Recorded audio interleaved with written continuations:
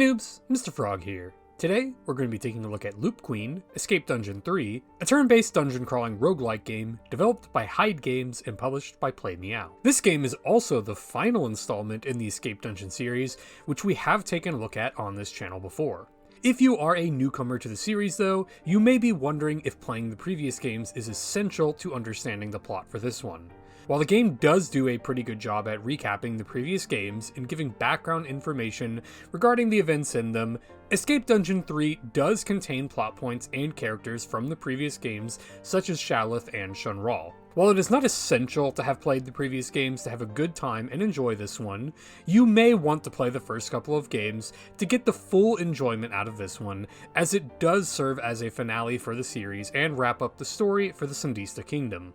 For those who have not played the first two games, this video will feature spoilers for the first two, so you may not wish to continue if you have not played them. For those of you who are not interested though, or may be unaware of the Escape Dungeon plot overall, essentially, the Sandista Kingdom was a powerful kingdom ruled by Queen Ili and King Ralavan. The kingdom was constantly under attack by a demon lord and his army, which the Sandista Kingdom's main defense against was to use the magical power held by Queen Ili to reverse time upon climaxing. The king and queen would get together quickly to use this power any time the demon lord's army came close to destroying Sandista. One day though, the king passes away and Queen Ili is unable to climax to reverse time. Thankfully though, the kingdom's grand mage Shalith was able to successfully teleport the queen away, as well as her bodyguard Fiara, before the demon king could kill them. Now, Escape Dungeon 1 featured Shalith, who escaped imprisonment after being captured shortly after saving the queen. Escape Dungeon 2 then featured the elven assassin Shunral, who infiltrated the demon lord's castle to try and assassinate him. This time around though, you will get to play as the queen herself, along with her bodyguard Fiara. You must make your way through the mysterious Misty Forest in order to find an ancient artifact that will allow the queen to climax and reverse time back before the Sandista Kingdom was defeated. As you explore through the Misty Forest, you will also begin to uncover more mysteries regarding this mysterious relic and its connection to the elves, with each successful loop getting you closer and closer to the truth. As you progress, you will also run into characters from the previous games, such as Shunral and Shalith, which leads us into the gameplay for Escape Dungeon 3. Now, the gameplay will feel familiar for those who have played the previous entries in the series. The game is a turn-based roguelike where you will proceed through several floors of a dungeon, killing enemies and looting chests along the way until you finally reach a boss floor where you must kill the boss to proceed.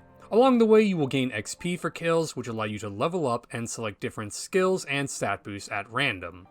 You will also collect a currency, which you can then spend at certain points to either heal the characters or buy upgrades. Upon death, all upgrades will reset except for those earned on the queen, so leveling the queen will be your main source of progression here, so make sure to focus on leveling her with the currency when possible. After each successful loop clear, the cost to upgrade will reset for the queen as well, so I would recommend factoring this in before clearing each loop of the dungeon. Each major loop will also add a new member to your party from the previous games, which leads us on to perhaps the largest change in the series. Escape Dungeon 3 comes with the addition of multi-character combat.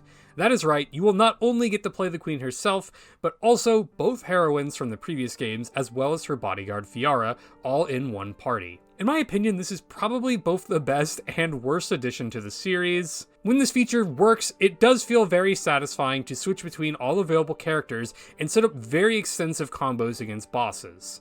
The problem, however, is that often the map layouts are a bit too small and narrow to effectively use this feature to its full potential. Characters will often be stuck too far back to attack with your front line, leading to some awkward gameplay in trying to position your characters properly. Larger map tile sets would probably greatly have helped in this, and I will admit that sometimes the game does have larger maps where this feature does feel great to use. But when it doesn't, it can feel a bit frustrating to try and configure your characters correctly to make sure all of them are participating in combat.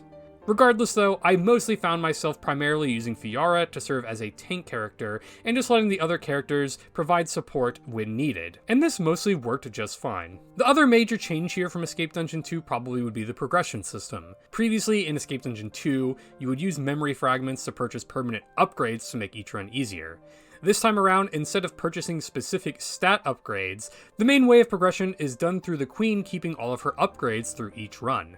I personally didn't really mind this change too much, but it can feel a bit RNG at times, as you are not able to purchase the specific upgrades you may be looking for, such as health or attack damage on demand, and instead must rely on hopefully having them appear as an upgrade choice when available. The converse to this though is that I do feel you get more frequent permanent upgrades overall, and the Queen also has upgrade options to boost the other characters in your party as well. For those of you who prefer a less challenging experience though, the game does offer an easier mode, but do be warned as this will disable achievements for those who like to collect them.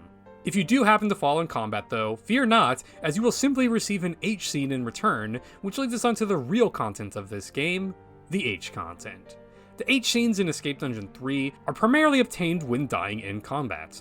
The game features tons of different H scenes that will differ depending on the type of enemy or boss you were defeated by. The scenes are fully animated and voice acted as well, and definitely deliver the same high quality as previous entries in the series. The only warning I would have to give here is that while the heroines are mostly elf girls and humans, their partners in these H scenes will mostly be monsters such as goblins, demon bats, and werewolves, so do keep this in mind. Some of the H scenes also are a bit more on the brutal side as well, so you may want to proceed with a bit of caution if you prefer lighter H content in your games.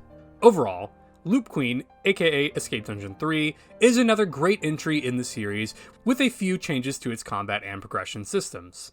While some of you may prefer the previous system in the older games, I do feel this to be another fun and enjoyable release from Hyde Games, and definitely worth checking out for fans of the previous games.